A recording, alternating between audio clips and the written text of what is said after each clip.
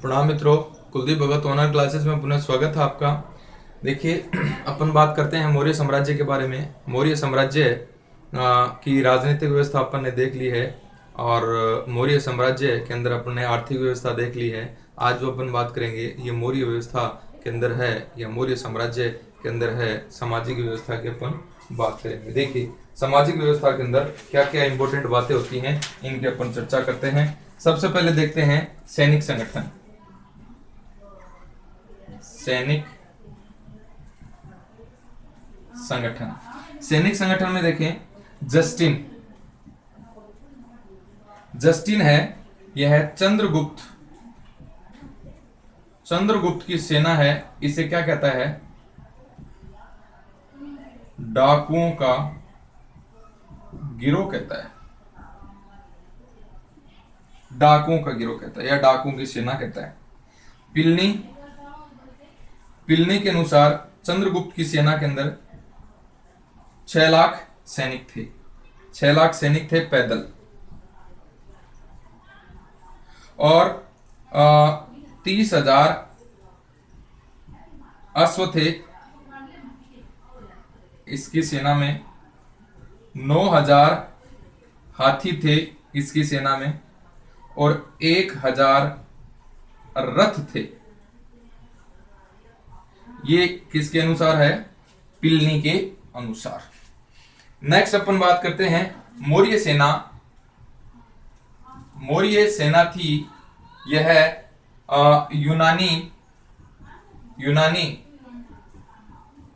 आदर्श पर आधारित थी। नेक्स्ट अपन बात करते हैं, तो देखिए प्लूटार्क है। प्लूटार्क कहता है कि 6 लाख की सेना लेकर चंद्रगुप्त ने संपूर्ण जम्बू द्वीप को रौंद दिया, ये कहता है। नेक्स्ट है, नौसेना का जो प्रमुख होता है ये होता है नवाध्यक्ष नेवी का। नेक्स्ट है, सर्वप्रथम ग्रुनवेडेल ने यह बताया कि मौर्यों का प्रतीक चिन्ह जो था ये मोर था, क्योंकि सेना के ऊपर प्रतीक चिन्ह होता था प्रत्येक राजा का। तो देखिए, बात कर रहे हैं सैनिक संगठन। जस्टिन है, यह चंद्रगुप्त की सेना को डाकुओं की सेना कहता है, डाकुओं का गिरोह कहता है। पिलनी बताता है कि चंद्रगुप्त की सेना में 6 लाख पैदल सैनिक, 30,000 अश्व थे, 9,000 हाथी थे और 1,000 रथ थे।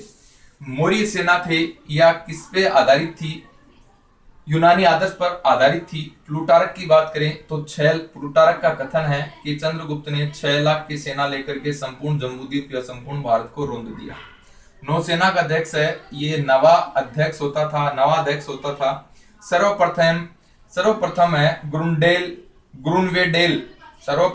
ग्रुनवेडेल है, ये कहता है मौर्यों का जो प्रतीक चिन्ह था वो क्या था? राजकीय प्रतीक चिन्ह क्या था? मोर था। भी राजकीय प्रतीक चिन्ह मोर था। आगे देखिए, क्योंकि जो समाज से सेना जुड़ी होती थी। अब सामाजिक स्थिति है, सामाजिक व्यवस्था है, ये देखिए 4 वर्ण थे समाज के अंदर। कितने वर्ण थे? 4 वर्ण थे। कौटिल्य है, यह वर्णाश्रम को सामाजिक ढंग का आधार बताता है। वर्णाश्रम व्यवस्था है, यह है समाज का आधार बताता है। समाज का आधार बताता है। नेक्स्ट है, अर्थशास्त्र में शूद्रों को मल्लेच्छ कहा गया है।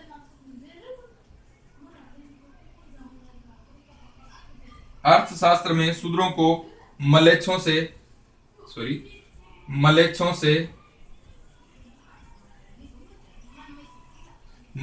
से अलग माना और इन्हें आर्य का, बहुत बढ़िया क्वेश्चन है, इंपॉर्टेंट क्वेश्चन है सर ये भी।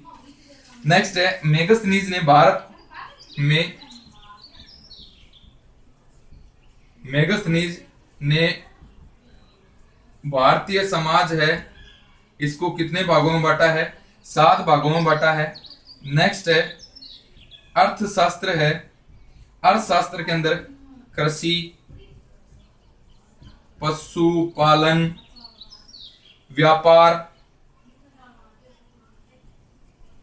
व्यापार करने वाले शूद्रों के लिए एक शब्द प्रयोग हुआ है। शूद्रों को वार्ता कहा इसने, और शूद्रों का यह धर्म भी बताया है। शूद्रों का धर्म बताया। नेक्स्ट देखेंगे शूद्रों को सेना में भर्ती किया जाता था। अर्थशास्त्र के अनुसार शूद्रों को सेना में भर्ती भी किया जाता था अर्थशास्त्र के अनुसार। नेक्स्ट है स्त्रियों की स्थिति अच्छी थी। स्त्रियों को तलाक का अधिकार था, और तलाकशुदा स्त्री को अर्थशास्त्र के अंदर तलाक को क्या कहा गया? मोक्ष कहा गया। मोक्ष कहा गया। नेक्स्ट है ब्रह्मदेव जोता था, यह है ब्राह्मणों को दी जाने वाली दान के रूप में भूमि ब्रह्म देवता था। नेक्स्ट है एनिस्कासिनी जो स्त्रियां घर से बाहर नहीं निकलती थी उसे एनिस्कासिनी कहा जाता था। गणिका ये रूप जीवा कहते थे गणिका को। विवाह था, ये कौटिल्य के अनुसार 8 प्रकार के विवाह थे, जिसमें ब्रह्म, देव, प्रजापत्य और अर्श विवाह है। ये धर्मेय बताया किसने? कौटिल्य ने। अब अपन बात करें तो देखेंगे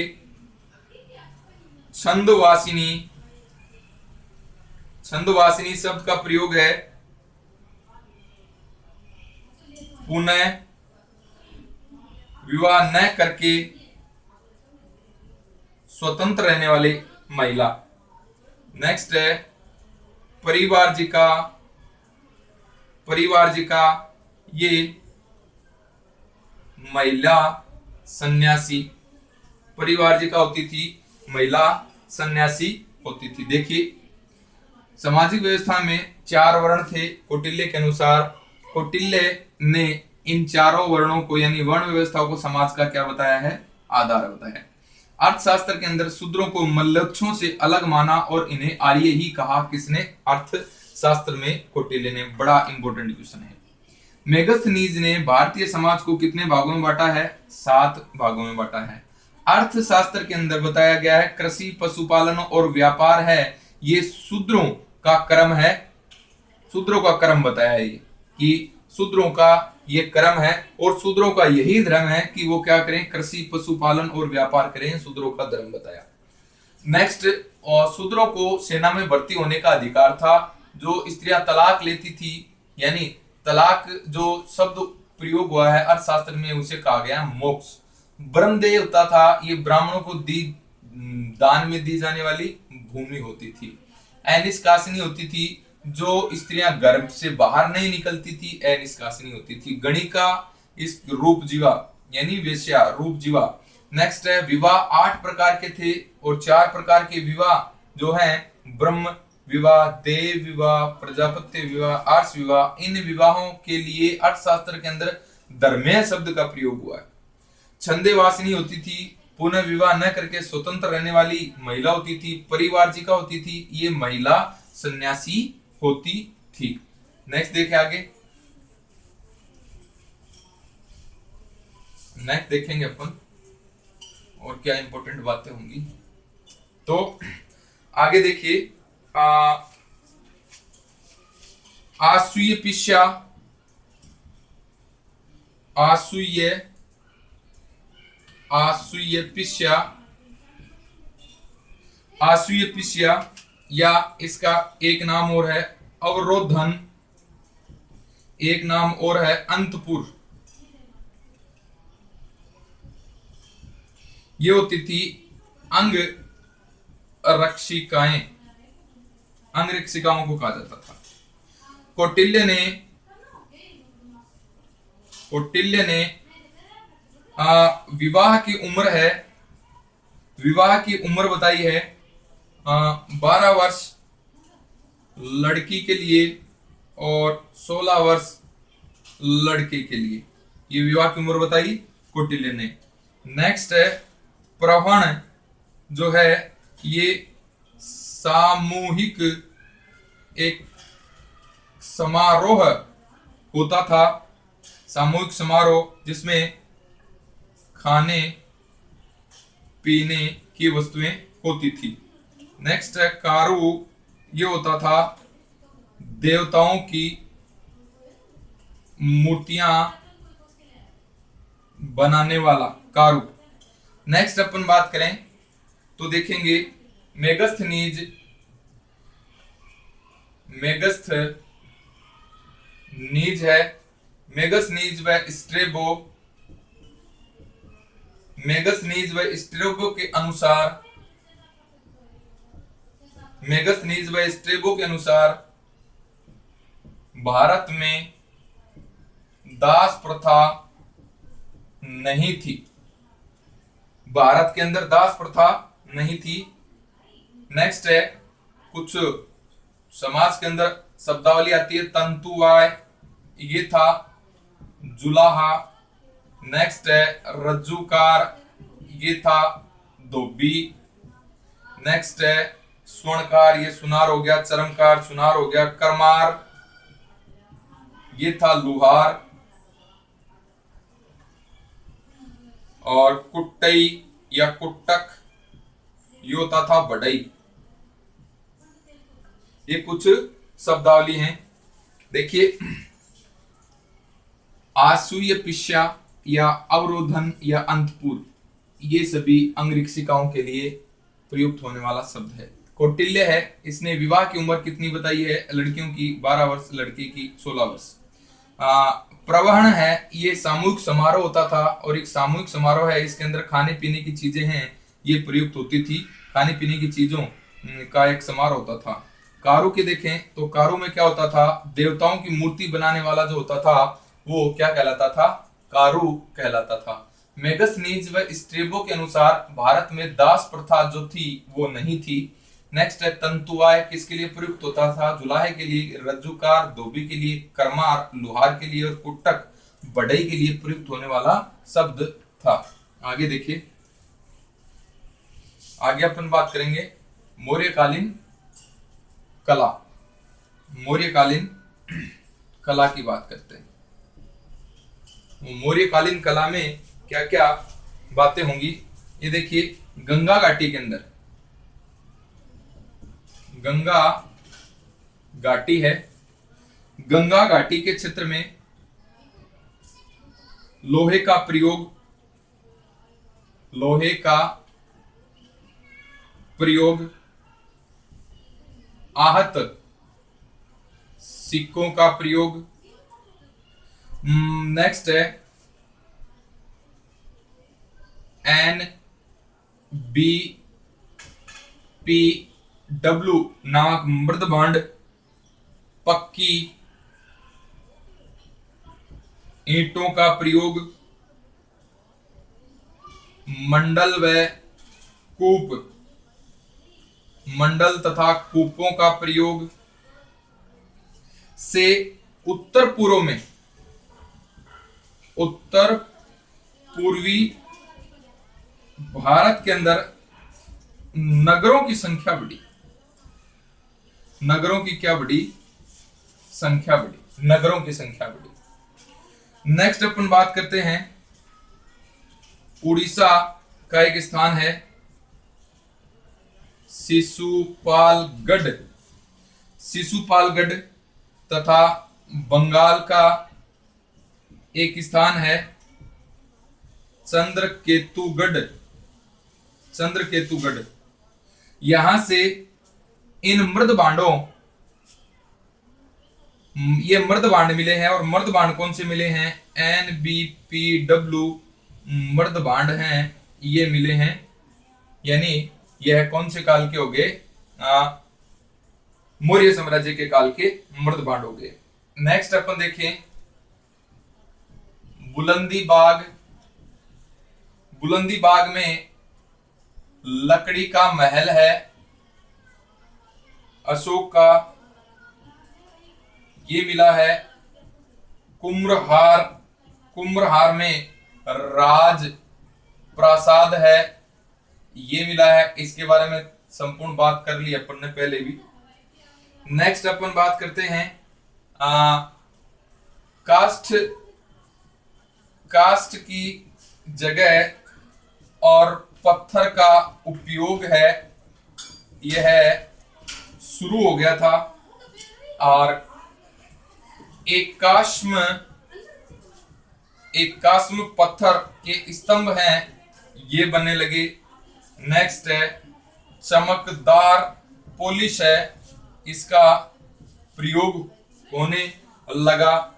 नेक्स्ट देखिए यूपी के मिर्जापुर की बात करें तो यहां से अशोक है, ये चुनार से बलुआ पत्थर है, यह मंगवाता था। नेक्स्ट देखिए मथुरा के परखम ग्राम से यक्ष मूर्ति मिली है। यक्ष मूर्ति जिसे मणिभद्र कहा गया है, मणिभद्र कहा गया। नेक्स्ट देखिए पटना के दीदारगंज से आपको चामर ग्राहिणी की मूर्ति मिली है। चामर ग्राहिणी की यक्ष मूर्ति मिली है। नेक्स्ट देखिए बेसनगर MP में है, यहां पर भी यक्षी की प्रतिमा प्राप्त हुई है। नेक्स्ट है बुलंदी बाग, पटना में है, यहां से एक नर्तकी की मूर्ति है, नर्तकी की मूर्ति प्राप्त हुई है। नेक्स्ट है राजघाट जो वाराणसी में है, वाराणसी, यहां से आपको त्रिमुखी यक्ष की मूर्ति प्राप्त हुई है। तो ये अपन मौर्य कला के अंदर कुछ मूर्तियों की बात कर रहे थे। देखिए गंगा घाटी के अंदर लोहे का प्रयोग बहुतायत रूप से होने लगा, आहत सिक्के बनने लगे। NBPW प्रकार के मृद भांड है, यानी उत्तरी काली पोलिस वेयर वाले, यानी उत्तरी काली पोलिस मृद भांड हैं। ये अपने को कहां से मिलते हैं? मौर्य साम्राज्य के मृद भांड हैं। और कहां से मिलते हैं? गंगा घाटी। पक्की ईंटों का प्रयोग होने लगा, मंडल व कूपों का प्रयोग होने लगा। इसी कारण ये सारे प्रयोग होने से उत्तरी पूर्वी भारत है, इसके अंदर किसकी संख्या बढ़ने लगी? नगरों की संख्या बढ़ने लगी। नगर हैं, इनकी संख्या बढ़ने लगी साहब यहाँ पर। नेक्स्ट अपन बात करें और क्या बात होगी, तो देखेंगे उड़ीसा का शिशुपालगढ़, बंगाल का चंद्रकेतुगढ़, यहां से NBPW प्रकार के मृद भांड मिले हैं। इंपॉर्टेंट क्वेश्चन है। उत्तरी काली पोलिस वाले मृद भांड, यानी उत्तरी काले चमकीले मृद भांड, उत्तरी काले चमकीले मृद भांड। नॉर्थ ब्लैक पॉलिश्ड वेयर, ये अपने को कहां से मिले हैं? उड़ीसा के शिशुपालगढ़ से और बंगाल के चंद्रकेतुगढ़ से। अब अपन बात करें बुलंदी बाग में लकड़ी का महल मिला है, कुम्भहार में राजप्रसाद मिला है। काठ की जगह किसका प्रयोग शुरू हो गया? पत्थर का। इंपॉर्टेंट क्वेश्चन है, एग्जाम में आया हुआ भी है। कि कौन से राजवंश के समय काष्ठ की जगह पत्थर की जो व्यवस्था है या कला के अंदर या स्थापत्य कला के अंदर पत्थर का प्रयोग शुरू होने लगा। तो किसके समय शुरू होने लगा? मौर्य साम्राज्य के समय। एकाश्म पत्थर का प्रयोग, अशोक के जितने भी स्तंभ लेख हैं वो एकाश्म पत्थर पे हैं। चमकदार पॉलिश का प्रयोग होने लगा। बहुत बढ़िया क्वेश्चन है। यूपी के मिर्जापुर से अशोक है, यह चुनार नामक जगह है मिर्जापुर में, जहां से बलुआ पत्थर प्रयोग लाया गया और बलुआ पत्थर से एकाश्म जो स्तंभ है ये बनाए गए और तमाम प्रकार की पत्थरों से बनी हुई चीजें यहाँ से ये बलुआ पत्थर से बनी है। मथुरा के अंदर परखम ग्राम है, यहाँ से यक्ष की मूर्ति मिली है जिसे मणिभद्र कहते हैं। पटना का दीदारगंज है, यहाँ से चाम्रग्राहिणी यक्ष की मूर्ति मिली है। वेशनगर एमपी से यक्षी की मूर्ति मिली है। बुलंदीबाग से नर्तकी की मूर्ति मिली है और राजघाट वाराणसी से क्या मिला है? त्रिमुखी यक्ष की मूर्ति प्राप्त हुई है। आगे देखिए,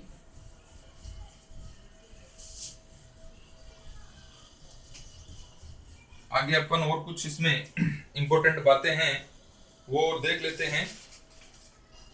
तो देखेंगे कुछ और मूर्तियां हैं वो और मैं बता देता हूं आपको जो एग्जाम के लिए इंपॉर्टेंट है।